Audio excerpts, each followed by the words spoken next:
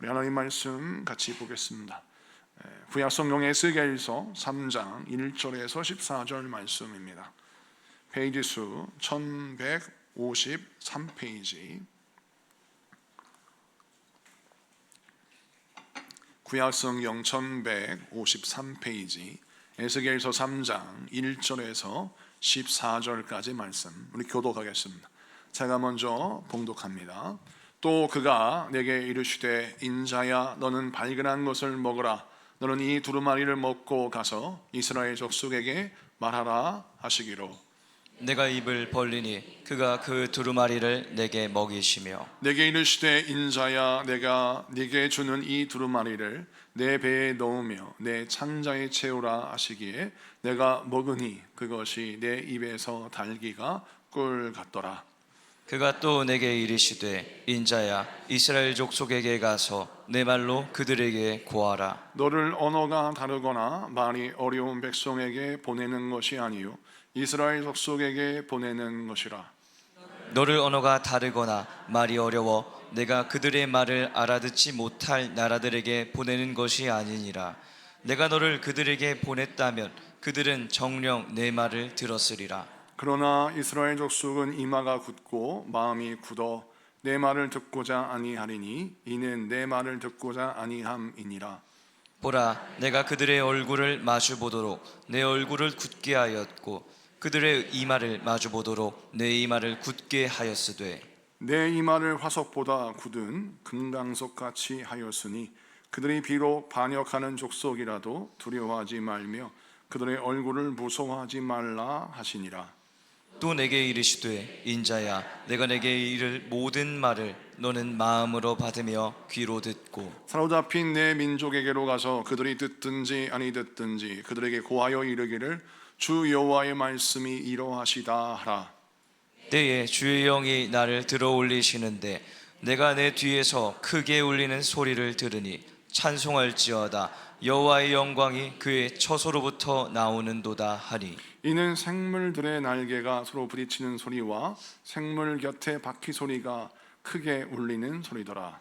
주의 영이 나를 들어 올려 데리고 가시는데 내가 근심하고 분한 마음으로 가니 여호와의 권능이 힘있게 나를 감동시키시더라. 아멘. 할렐루야.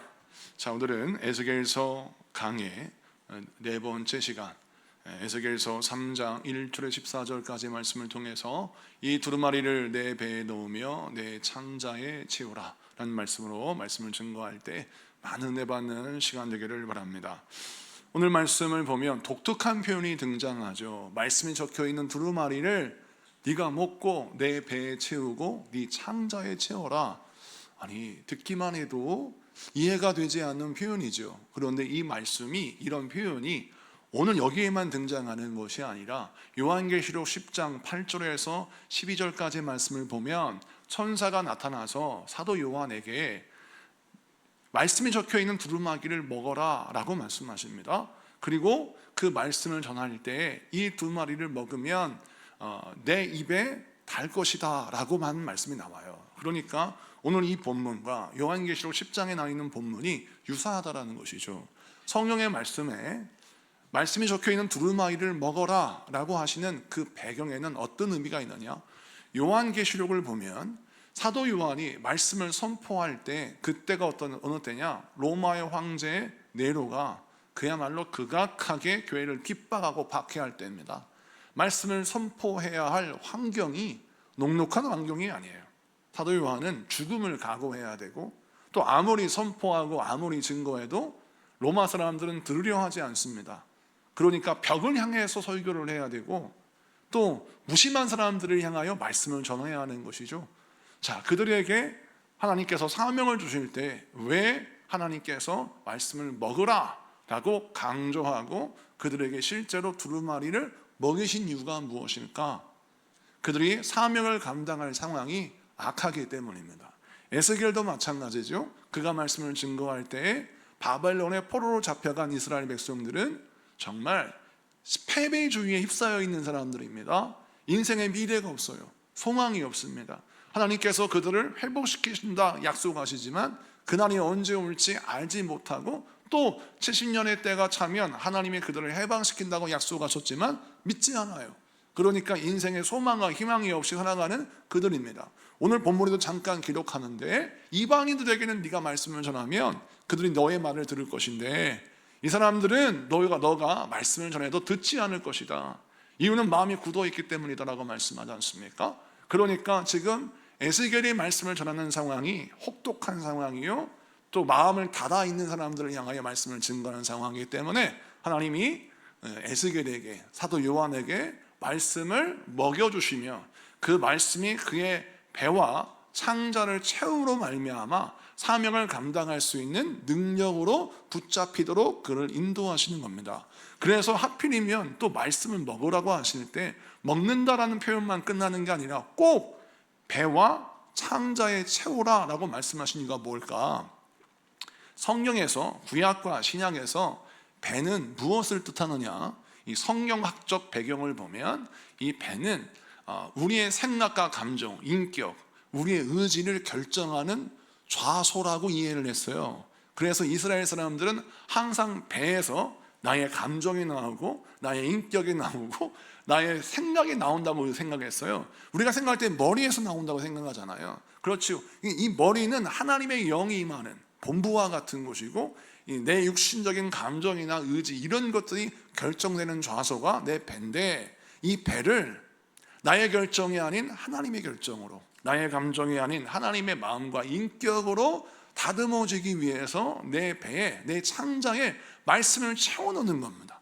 이것은 무엇을 상징하냐면 말씀으로 나를 채워놓아서 내 배에서 나의 생각과 나의 마음과 나의 인격이 막 나오려고 할 때 하나님의 말씀이 장악되어지는 말씀, 그 인격과 감정이 나와야 한다는 거예요. 자, 이와 비슷한 표현이 요한복음에 등장해요. 요한복음 7장 38절 39절을 보겠습니다.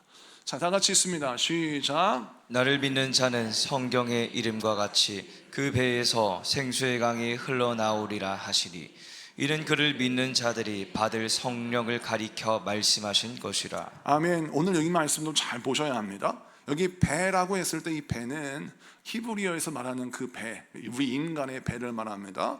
특별히 위장을 말하는 거예요. 근데 이 위장에 생수의 강이 흘러나온다라는 거예요. 이 배에서 생수의 강이 흘러나온다. 이게 무슨 뜻이냐면 성령을 받고 성령의 은혜로 나의 배를 채우고, 구약의 개념이면 말씀으로 나의 배를 채우면 그 배가 창자까지 말씀과 은혜로 채워지면 어떤 일이 벌어지냐? 성령의 강이, 생수의 강이 내 배에서부터 흘러나온다. 이것은 앞서 말씀드렸던 것처럼 나의 생각과 감정, 의지, 인격이 성령님에 붙들려서 내 생각이 아닌 하나님의 생각이, 나의 감정이 아닌 하나님의 마음이 흘러나온다는 뜻이에요. 할렐루야. 그래서 구약과 신약이 일맥상통한 것은 무엇입니까? 말씀이 장악되든 성령에 장악되든 우리가 성령의 은혜를 받다 말면 성령님이 내 생각을 장악하지 못하세요. 나의 감정을 좌지우지 못하세요. 왜? 내가 주도권을 내어놓지 않았기 때문에. 우리가 어느 때까지 은혜를 받아야 되냐면 성령님이 나의 생각과 마음과 감정을 완전히 장악하시도록 은혜를 받아야 하는 것입니다. 그것이 성령 충만입니다.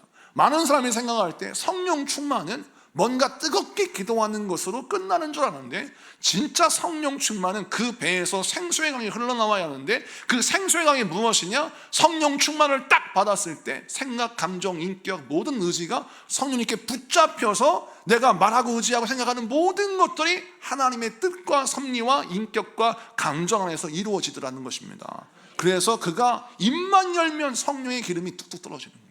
그가 행동할 때 하나님의 역사가 나타나고, 그가 의지하고 선포하고 기도할 때 하나님의 역사가 일어나더라는 것이죠.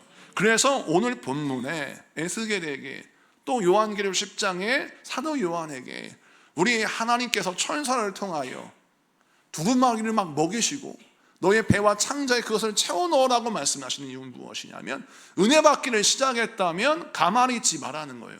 끝까지 너의 심령에 말씀을 채워넣어라. 성령의 능력을 채워넣어라. 그래서 그 말씀이 너를 장악하도록 그 말씀이 너의 능력이 되게 해라 라고 말씀하는 겁니다. 이 말씀 붙들고 여러분 은혜 충만히 받아서 여러분의 생각을 주장하시는 하나님의 뜻을 붙잡고 승리하는 여러분 되길 축복합니다. 두 번째 말씀을 좀 보면 4절부터 9절까지의 말씀인데 시간 관계상 7절, 8절, 9절을 다시 한번 보겠습니다. 7절, 8절, 9절 여러분 목소리 한번 크게 읽어주시겠어요? 시작. 그러나 이스라엘 족속은 이마가 굳고 마음이 굳어 내 말을 듣고자 아니하리니 이는 내 말을 듣고자 아니함이니라. 보라, 내가 그들의 얼굴을 마주 보도록 내 얼굴을 굳게 하였고 그들의 이마를 마주 보도록 내 이마를 굳게 하였으되 내 이마를 화석보다 굳은 금강석 같이 하였으니 그들이 비록 반역하는 족속이라도 두려워하지 말며 그들의 얼굴을 무서워하지 말라 하시니라. 아멘. 자, 오늘 말씀 보니까 원래 4절부터 읽어야 되는데 이 말씀을 간략하게 요약해 드리겠습니다. 하나님께서 에스겔에게 말씀하시기를 네가 사명을 감당해야 할 사역지는 사람들이 네 말을 들으려 하지 않을 것이다. 차라리 외국인들에게 말씀을 전하면 네가 외국어가 좀 어눌하다 할지라도 네가 손짓 발짓 막 표정하면서 말씀을 전하면 그 사람들이 쉽게 들을 거라는 거예요. 실제로 우리가 비전 필리핀 1기가 필리핀 선교를 갈 거 아니겠습니까? 거기에서는 그냥 God loves you라고만 해도 사람들이 막 할렐루야 그러는데 밖에 나가보면 전도하기가 참 쉽지 않지 않습니까? 여러분 우리 초창기에 제가 어렸을 때만 해도 여러분 성령학교 할 때 어떻게 했냐면 저 고향교회 지금도 기억나요. 담임 목사님이 선생님들을 모아요. 그리고 그 중에 덩치가 좋은 한 선생님에게 큰 묵을 어깨에 매게 합니다. 그리고 큰 묵을 어깨에 매게 해서 이렇게 그 앞으로 매게 해요. 어깨에 마치 아이를 엎는 것처럼 아이를 앞으로 얹는 것처럼 큰 북을 어깨에 한 다음에 북으로 쿵쿵 치면서 동네를 한 바퀴 돌아요. 그러면 뒤따라오는 교사들이 걸어가면서 제가 구세군 군산교회 출신이니까 구세군 군산교회에서 성령학교가 합니다. 성령학교가 오세요. 그리고 교사들이 따라가면서 사탕을 나눠주면 정말 과장이 아니고 구름대와 같은 아이들이 몰려와서 사탕을 다 받아갔어요. 뭐 특별한 전도가 아니라 큰 북 치고 다니면서 사탕 받으러 오라면 아이들이 막 찾아오는 거예요. 그러면 아이들이 원하는 게 저는 그때 눈깔 사탕이라 그랬는데 왕사탕 있지 않습니까? 이런 왕사탕을 나눠주면은 그 아이들이 그 왕사탕 먹고 성령학교 그때는 그 파나 같은 데다가 이렇게 밀어가지고 진짜 이건 복사한 것도 아니에요. 파나 같은 데 밀어가지고 만든 그런 전도지 같은 전도지. 한번 땀이 조금만 묻으면 막 잉크가 번지는 그런 거 있지 않습니까? 그런 걸로 줘도요 아이들이 그걸 소중하게 가져. 이게 뭐예요? 초대장이야. 잊어버리면 안 돼. 그걸 그냥 잘 보관해가지고요 신발 밑에다가 보관하는 애들도 있었어요. 옛날에 잊어버리면 안 된다고 신발 밑에다가 보관해가지고 딱 다리를 열고 밑창에 꺼내가지고 그 초대장을 줬어요. 그럼 그거 가져온 아이들은 사탕을 한 개 더 주고 그래서 전도를 했는데 그야말로 구세군 군산교회 제 고향교회 성경음악 했다면 막 200명씩 모여가지고 말씀을 듣고 은혜를 받고 그때는요 그냥 제가 나서 착착착 그래도 막 할렐루야 했어요. 3, 4, 7 박수만 해도 애들 다 종화했다고요. 근데 지금은 그렇지가 않지 않습니까? 지금은 전도하기가 정말 어려운 것입니다. 은혜 받기가 굉장히 어려워요. 설교를 할 때도 그냥 설교 안 됩니다. 성경을 막 파야 돼요. 성경을 파지 않으면 어설프게 파면 들었던 말씀 이러는 거예요 성도들이. 그래서 굉장히 성경을 많이 파고 공부하고 기도 많이 하면 우리 목사님이 좀 공부 좀 하셨구나 이러는 거예요. 그러니 이 시대가 굉장히 어려운 시대이라는 거예요. 근데 하나님께서 에스겔에게 뭐라 하시느냐, 이 시대가 그런 시대라는 겁니다. 그들에게 네가 말씀을 전해야 되는데 내가 그들의 굳은 이마를 마주대야 할 수 있는 네 이마를 굳게 할 것이고 그들의 얼굴을 마주대야 할 수 있는 그 얼굴을 내가 만들어 주겠다라고 하면서 네 이마와 네 얼굴이 화석보다 더 강한 금강석이 될 것이다. 이 화석은 초르라고 하는 히브리어로 쓰여져 있는데 그냥 화석으로 쓰여져 있지만 이것은 그 당시에 돌도끼 아니면 돌칼 이런 걸로 쓰이는 아주 경도가 높은 칼을 말해요.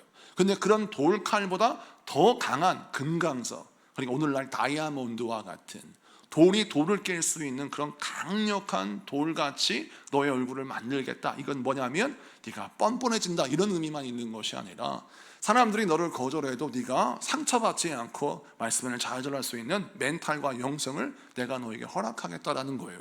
자, 그럼 이 말씀에 담겨 있는 뜻이 무엇입니까? 세상에 아무리 악하다 할지라도 세상에 악하다고 과대평가하지 말라는 거예요. 우리 모든 사람들은 어떤 기질이 있냐면 지나친 자기 연민 같은 게 있어요. 그래서 내가 하지 못하면 내가 못난 게 아니라 세상이 악한 거라고 말을 해요. 시험을 못 봤어요. 그러면 내가 공부를 안 한 게 아니라 시험이 어려운 거예요. 또 내가 무슨 일을 할 때 내가 무슨 일을 잘 해야 되는데 무슨 일이 실패했어요. 그러면 그 일이 원래 할 수가 없는 일이라고 자기 정신승리를 하려고 하는 거예요. 물론 이게 마음적으로 좋을 수는 있어요. 이게 장단점이 있습니다. 우리가 분별을 잘해야 되는데 오늘 본문에서 강조하는 건 무엇냐면, 자, 악한 시대에 사역해야 할 에스겔에게 필요한 영성이 무엇냐? 세상의 힘을 과대평가하지 말고 내가 너를 강하게 하였다라는 말씀을 붙들고 세상에 강하다라고 말하지 마라. 네가 약한 거다. 그러므로 하나님의 능력을 힘입어 세상의 강함을 압도하는 금강석이 되어라 라고 말씀하는 겁니다. 여러분, 이 말씀을 붙들어야 할 줄로 믿습니다. 약한 게 흠이 아니에요. 여러분, 부족함을 고백해야 합니다. 우리 하나님은 우리가 늘 겸손히 엎드려서 하나님, 나는 부족해요, 난 연약해요, 나는 정말 하나님의 은혜가 필요합니다, 이런 겸손한 자세를 원하십니다. 그런데 주의할 점이 있어요. 겸손이 지나치면 적을 과대평가할 수 있다는 겁니다. 언제 겸손이 발휘되어야 합니까? 하나님의 은혜를 받는 자리에서 겸손해야 돼요. 중요한 연약하니 하나님 은혜가 필요합니다. 또 사람을 만날 때 우리가 잘난 척하지 말고 항상 사람들을 높게 여기고 나는 낮게 여기면서 사람들을 칭찬할 때, 사람들을 격려할 때, 사람들에게 위로를 줄 때 그때 겸손해야 합니다. 자, 그때 겸손이 필요해요. 자, 그런데 내가 사역을 해야 돼요. 말씀을 증거해야 돼요. 그런데 세상을, 하나님을 부정하고 하나님을 욕되게 하고 하나님을 조롱하는 세상 속에서 하나님 말씀을 붙들고 승리해야 되는데 그때 겸손히 발휘해 되려고 그래요. 마귀님 생각이 그러시군요. 제가 그러면 겸손히 당신의 마음을 존중하겠습니다. 이러면 안 된다는 거예요. 세상이 하나님을 조롱해요. 그런데 내가 겸손한다고 세상에 조롱할 수도 있죠. 자, 그래요, 저는 그냥 조용히 있을래요. 그러고 가만히 있으면 안 된다는 겁니다. 성경은 무엇을 강조하냐면 영적 전쟁이 벌어질 때에는 죽느냐 사느냐의 문제인데 그때에는 겸손이 발휘되는 것이 아니라 너의 얼굴을 금강수로 만드신 하나님의 능력을 의지하여서 세상을 과대평가하지 말고 맞서 싸우라는 것입니다. 그래서 승리하라는 거예요. 제가 지난 주일날 설교할 때 말씀드렸죠. 우리가 받아들여야 할 상황이 있고 극복해야 할 상황이 있어요. 이걸 분별해야 합니다. 받아들여야 할 상황에서 극복하겠다고 덤벼들면 안 되고 또 극복해야 할 상황 속에서 받아들이면 안 되는 거예요. 이걸 분별할 수 있는 지혜를 구해야 되는데 그 지혜는 어떻게 얻어지냐면 하나님의 말씀으로 내 창자까지 채울 때, 나의 모든 생각이 하나님의 말씀의 지혜로 무장될 때 그 지혜가 생기는 거예요. 그러면 금강석과 같이 나를 만들어 두신 하나님 은혜로 말미암아 세상의 거절이 두렵지 않은 겁니다. 그리고 이런 생각을 하는 거예요. 지금 사업하기가 너무 힘들고 지금 장사하기가 너무 힘들고 지금은 성공하기가 너무 힘들어 라고 말하는 시대에 우리는 내 얼굴을, 나의 심령을 금강석으로 만들어야 돼요. 그래서 막 반짝반짝 해야 되는 거예요. 우리 그래도 보세요. 막 조명이 제 얼굴을 쳐가지고요, 우리 성도님들이 이마가 반짝반짝 거린다는 거예요. 그런데 제가 이마만 반짝반짝 거리는 게 아니라 저는 웬만해서는 상처를 받지 않아요. 항상 제 마음이 우리 하나님께서 금강석으로 만드신 은혜를 허락하신다고 저는 선포합니다. 그렇다고 해서 목사님이 무슨 말을 해도 상처받지 않는다? 제 마음이 사실은 상처받는 게 왜 없겠어요. 그러나 제가 선포하는 거예요. 나는 무슨 말을 해도 상처받지 않는다라고 선포해 버리는 거예요. 그리고 상처받더라도 내가 그 말 했잖아, 내가 상처 안 받는다고 했잖아, 내가 견뎌야 돼, 삐지면 안 돼, 이 순간 내가 삐지면 내가 지는 거야 라고 선포하는 거죠. 제가 왜 이런 얘기 하냐면 제가 원래 처음에 은혜를 받고 성령을 받았는데 자꾸 중고등부 선생님이, 윤미자 선생님이 저한테 하는 말이, 저한테 항상 격려하면서 하는 말이, 너는 어떻게 된 게 삐지지 않아서 참 넌 좋아. 근데 선생님이 중학교, 고등학교 선생님 하면서 맨날 삐쭉빼쭉하는 학생들 때문에 선생님이 너무 스트레스 받는데, 준이 너는 무슨 말을 해도 상처 안 받고 성가들을 할 때 음이 틀리고 반음 떨어지고 박자가 틀려도 내가 너한테 구박을 해 넌 상처받지 않고 끝까지 따라온 걸 보니까 너무 고마워 라고 하는데요, 제가 속으로 무슨 생각이냐면, 나도 할 말을 하려고 했었는데 선생님 저 성가대 그만두고 싶어요. 너무 상처받았어요. 또 선생님 저를 함부로 대하는 것 같아요. 제가 장로님 아들이라고 해서 얘는 죽어도 교회 안 나가래 이렇게 생각하시고, 맨날 혼낼 때에도 저만 혼내고, 이거 너무 불공평해요. 그래서 선생님한테 할 말 하려고 했었는데 선생님이 저를 칭찬하면서, 준이 너는 절대 삐지지 않아서 너무 고맙다.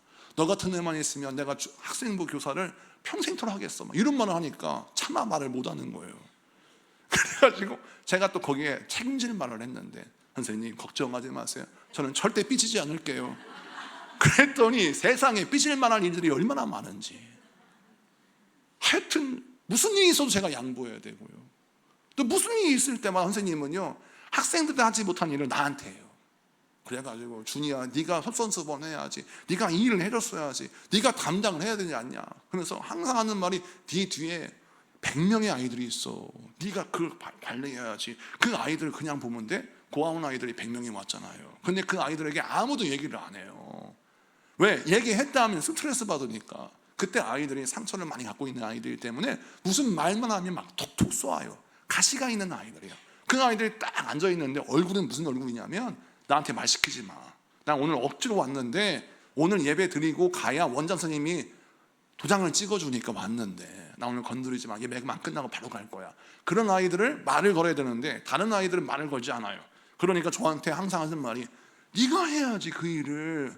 그런데 제가 그 당시엔 제가 뭐 신학생도 아니고 내가 뭐 하는 것도 아닌데 자꾸 저에게 그렇게 선포하니까, 그냥 인정하고 그렇게 선포하니까 그렇게 되더라는 거예요. 여러분 보세요.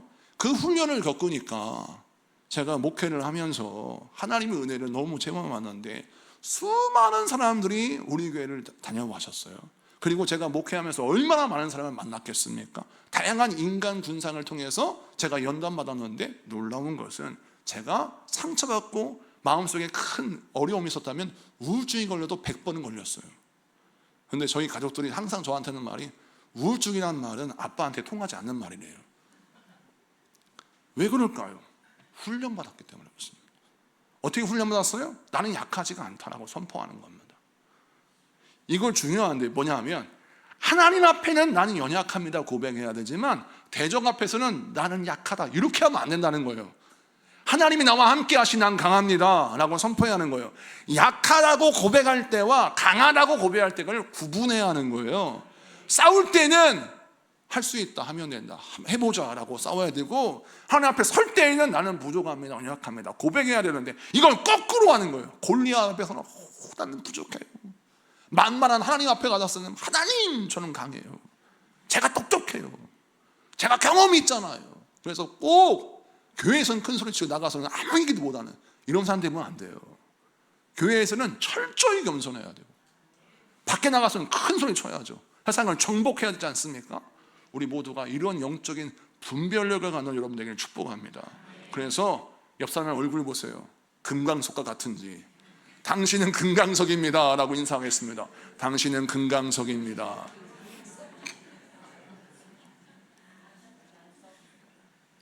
여러분 믿음대로 될 줄로 믿습니다. 그렇죠. 이렇게 삐지기 좋아하고 토라지기 좋아하고 이기적이었던 제가 좋은 선생님 만나서 제가 강력한 사람이 되었고, 훈련 잘 받아서 제가 목회에서 담은 인격을 그래도 배울 수 있었어요. 이 말씀 붙들고 승리하신 여러분에게 축복합니다. 12절, 13절, 14절 다 같이 읽습니다. 시작.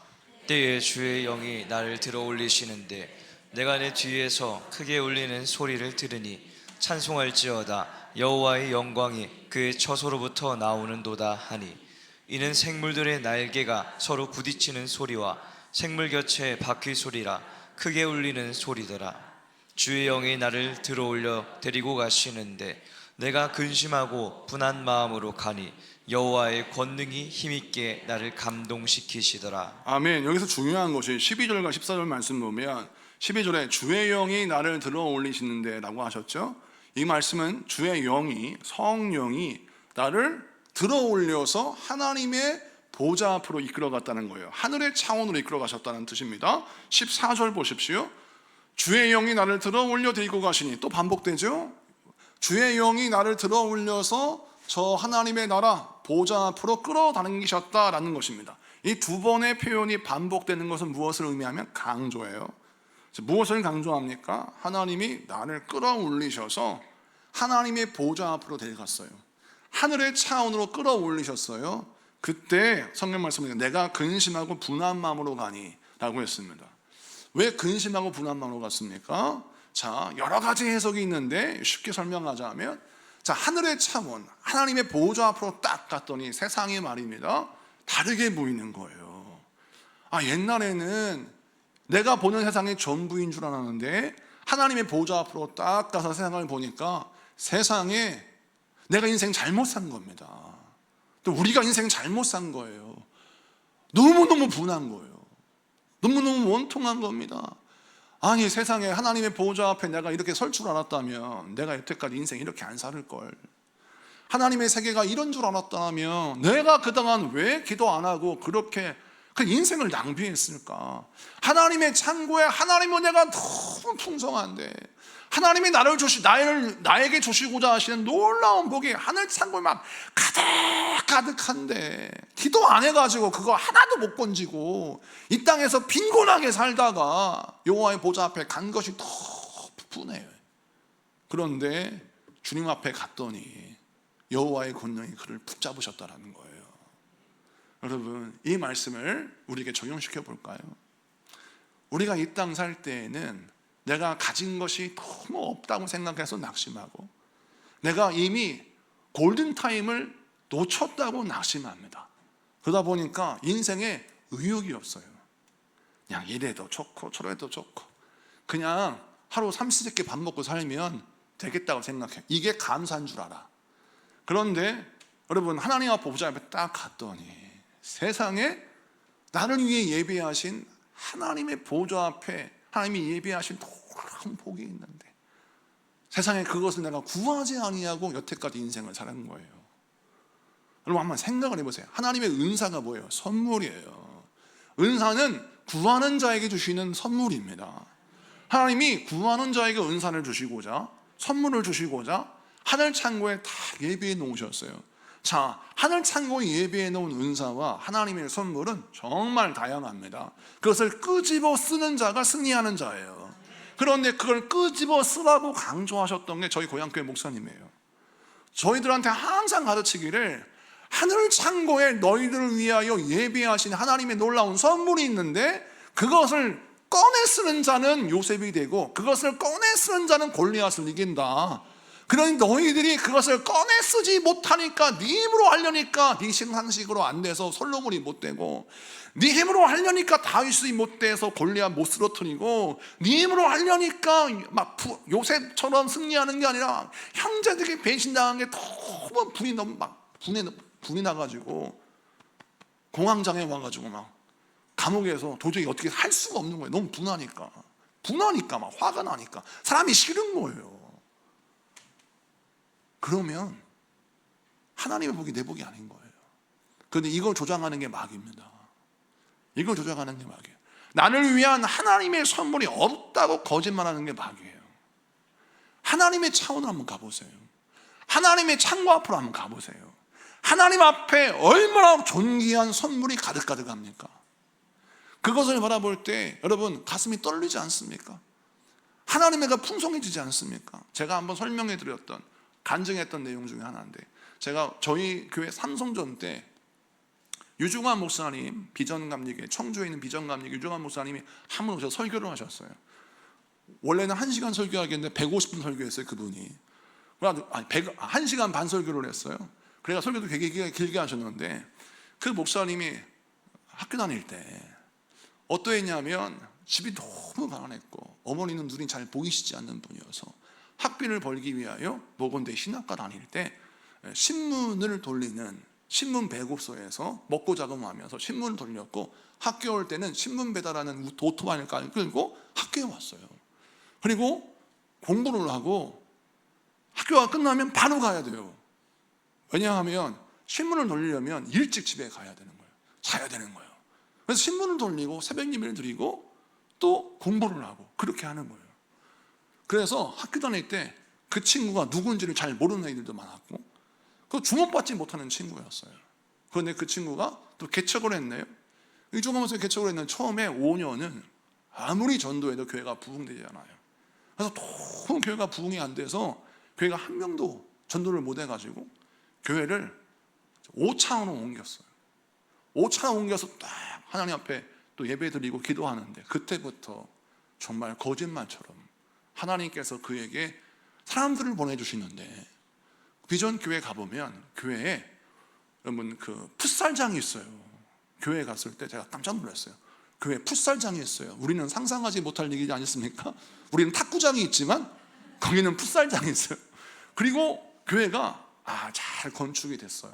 근데 그 목사님이 저희 교회 규모가 비슷한데, 그 목사님의 개척에서 교회가 그렇게 부흥이 되었는데도 그 목사님이 하시는 말씀이 늘 겸손하게 무슨 말 하냐면, 하나님 앞에 내가 옛날에는 기도를 할 때 내 것이 없는 줄 알았다는 거예요. 그런데 기도하면 기도할수록 나를 위해 예비하신 복이 더나 많다는 걸 깨달았대요. 그래서 자기가 기도했대요. 하나님, 다른 사람의 인생을 보니까 정말 하나님의 인생이 착착착 되어지는 인생인데, 나는 뭘 해도 안 되는 인생인데, 하나님 나도 하나님의 선물로 풍성해지는 인생 되게 해달라고 간절히 기도했다는 거예요. 그랬더니 하나님이 5년 동안 부흥이 안 되는 인생을, 교회를 갑자기 5년 후에는 자기가 막 전도도 하나 하지 않았고 정말 나가서 열심히 뛰지도 않았어요. 그렇게 고백을 해. 겸손히. 왜 안 했겠어? 열심히 하셨겠지.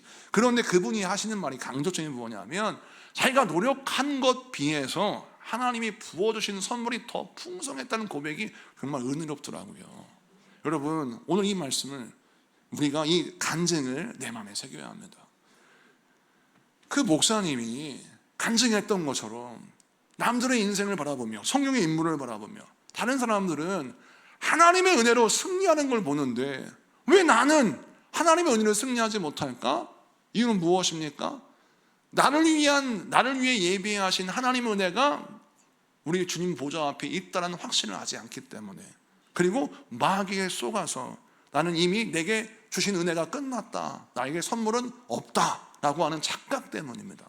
지금도 우리 하나님은 여러분의 영안이 떠지기 원하십니다. 하나님이 여러분이 예비하신 은혜는 크고도 큽니다. 그러므로 하나님의 창고 안에 있는 하나님의 복과 은혜를 구하시는 여러분에게 축복합니다. 그러기 위해서 여러분들의 인생도 되어지는 삶이 되기를 축복합니다. 이런 은혜를 경험하려면 어떤 능력을 체험해야 돼요? 다른 차원의 은혜를 경험해야 돼요. 오늘 보니까 주의 영이 나를 들어 올리시는데 이걸 체험해야 하는 거예요.